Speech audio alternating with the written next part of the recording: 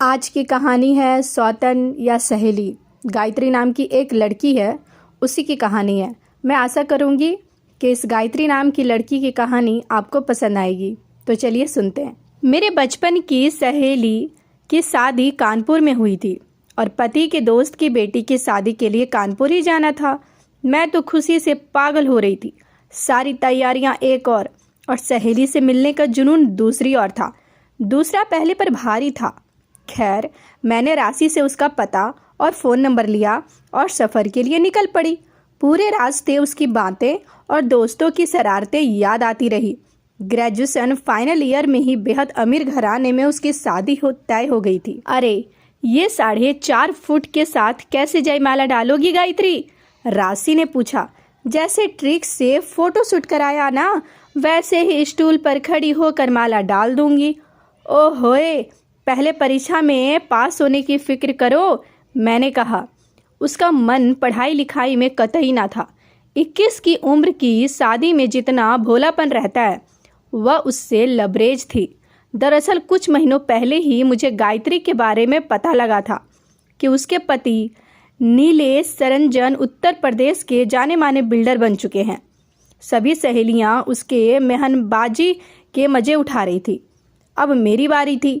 शादी अटेंड कर अगली दोपहर मैं गायत्री के घर पहुंच गई, पर सूजे चेहरे और लाल आंखें कुछ और ही बयां कर रही थी। ऐसे कैसे कुम्हाल हो गई हो? इतनी तो उम्र नहीं हो गई है कि सिंगार से संन्यास ले रखा है। दोस्ती से विश्वास उठ गया सखी। तुझे पता है ना, शादी के सीजन में मैं कितनी खुश रहा करती थी, पर इसी मौसम में अकेली हो गई। पहले सब अच्छा चलता रहा, उसके बाद पड़ोसन जूली मेरी दोस्त बन गई। धीरे धीरे उसका घर में बसेरा होता चला गया। नीलेश घर में रहते नहीं थे। मैं उसे सुबह से बुला लेती, खाना रहना सब यही होता था। उसी ने मुझे लूट लिया। मतलब मेरे दोनों बच्चों के टाइम बेड रेस्ट कहाँ था? डॉक्टर ने पहले के समय मायके वाले थे, दूसरे समय सोचा मायके ससुराल की झंझटों में पड़ना, अपनी देखभाल के लिए सहेली जूली को घर पर ही बुला लिया। जाने कब दोनों नज़दीक आए और मेरे ही पति को अपना कर मुझे बेगाना बना दिया। इस दुनिया में मेरे अलावा उसका कोई नहीं था, पर मेरे सभी अपने होते हुए भी आज मैं उसकी जगह तन्हा खड़ी हूँ। तुझे पता कैसे चला कि दोनों में कुछ गलत है? बस अभी कुछ महीनों पहले पार्लर से लौट रही, वहाँ नीलेश पहले से मौजूद था, जबकि मुझे बताया कि कुछ जरूरी काम से शहर से बाहर जा रहे। शक इस बात पर और पुख्ता हुआ। जूली सबसे इधर शिफ्ट हुई, तभी से इनके भी ट्रिप्स बन रहे थे। फिर क्या हुआ? मैं अब और सहज हो गई। होता क्या, मैं गुस्से में पागल हो गई। मेरे पास 3 रास्ते थे। पहला, रोध होकर उन्हें वापस ले आऊं, जिसमें सबकी खुशी होती। दूसरा, तलाक देकर अपने बच्चों को उनके प्रभाव से बचाऊं। या फिर तीसरा रास्ता, जिसमें मैं तलाक ना देकर दोनों की उलझनें बढ़ाकर अपना बदला ले लूं।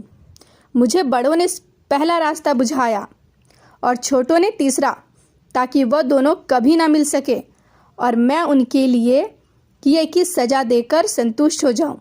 पर मैंने बीच का रास्ता चुना, जिसमें मैं उन दोनों की झंझटों से दूर अपने बच्चों के संग अपनी दुनिया सहेज सकूं। पर एक गलती तो कोई भी माफ़ करता है। अपनी बसी बसाई गृहस्थी उजाड़ने के पहले तुमने कुछ सोचा नहीं। ये तो उन्हें सोचना था। ये गलती नहीं थी जो गलती से की गई हो, बल्कि मेरे नज़रों से छुप कर किया गया गुनाह था। गुनाहों की माफ़ी नहीं, सज़ा होती है। उनकी सज़ा ये है कि उन्हें अपने बच्चों के स्नेह से वंचित रहना होगा। एक पिता के लिए एक बहुत बड़ी सज़ा है ये किसे पता कि गलती किसकी है? मैंने कहा, किसी की हो, मगर यही सब मैंने किया होता तो क्या वह ससम्मान मुझे अपनाते?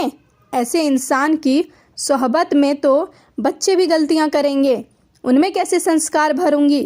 तभी तो मैंने नीलेश की वापसी का रास्ता पहले बंद किया। वकील से मिलकर तलाक के कागजात ऑफिस के पते पर भिजवा दिया। बच्चों की परवरिश के लिए उनसे आर्थिक सहायता मांगी है। मेरे लिए ये घर और कुछ बैंक बैलेंस काफ़ी है जो उन्होंने मेरे लिए बनवाए थे। जब हमारे बीच वो नहीं थी, मैं उसमें आए बदलावों को ध्यान से देख रही थी। एक भोली भाली लड़की इतनी बुद्धिमती हो गई थी। वक्त व हालात ने उसे समझदार बना दिया था। अब मिलते हैं दोनों, पता नहीं जो भी करे। अब मैं विमुख हूँ। मैंने तो दोहरा धोखा खाया। जब तक रंगे हाथों पकड़े ना गए, खुद से थोड़ी ही कबूल किया था। अभी भी कहते हैं कि हम तो मित्रता निभा रहे थे और जूली ने अपनी ओर झुका लिया। जूली क्या कहती है? कहती है नीलेश नहीं बहकाया उसे। किसी तरह से बचकर 5 साल निकाले। फिर पिछले 2 सालों से वह भी उनके प्यार में पड़ गई। उसे नया फ्लैट नीलेश ने ही खरीद कर दिया है ताकि वो दोनों आराम से मिल सके। मायके व ससुराल वालों को पता है। हाँ, सब कहते हैं क्षमा कर दो उसे। शराब सवाब तो कमजोरी होती है और इस व्यवसाय में अफरात पैसे होने से आदतें भी गलत हो जाती है। सब भूल कर तलाक का केस वापस ले लूं और उनके साथ रहूं। अब तुम बताओ मुझे क्या करना चाहिए? सहसा उसके सीधेपन पर तरस आने लगा। उसने सीधे प्रथम पुरुष पर अपना सब कुछ वार दिया था, जिस पर अखंड विश्वास किया उससे ही छल पाया। यह तो बाकायदा अपराध था। सवाल शादी और धोखे का नहीं बल्कि आत्मसम्मान का था, जिससे समझौता करना अपनी आत्मा को मारना था। एक गहरी सांस ली और कहा, छोड़ दो उसे, वह तुम्हारे लायक नहीं। यह कहकर वापस आ गई। इस बात की महीनों गुजरने के बाद उसका फ़ोन आया। उसकी चुलबुली हंसी वापस सुनकर दिल को तसल्ली मिली। केस सीधा था, तलाक मिल गया था। अब उसने नए सिरे से जीवन शुरू कर दिया था। भोली भाली सखी को इस दोहरे धोखे ने इतना समझदार बना दिया था कि अब दुनियादारी की नकली चकाचौंध नहीं बल्कि अपने आध्यात्मिक उत्थान में मशगूल हो गई थी। दोनों धोखेबाज साथियों को कुछ पता नहीं, रंगे हाथों पकड़े जाने पर अपराध बोध हुआ भी या नहीं, एक हो गए थे या एक दूसरे से दूर, पता नहीं। मकान व पर्याप्त धनराशि व बच्चे गायत्री के हिस्से में आए। उसने बच्चों की परवरिश को जीवन का उद्देश्य बना लिया था।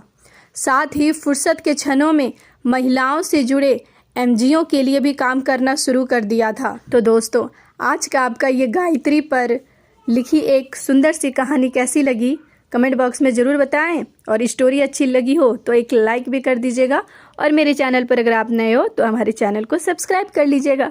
कल मिलते हैं एक नई कहानी के साथ। तब तक अपना ख्याल रखिएगा।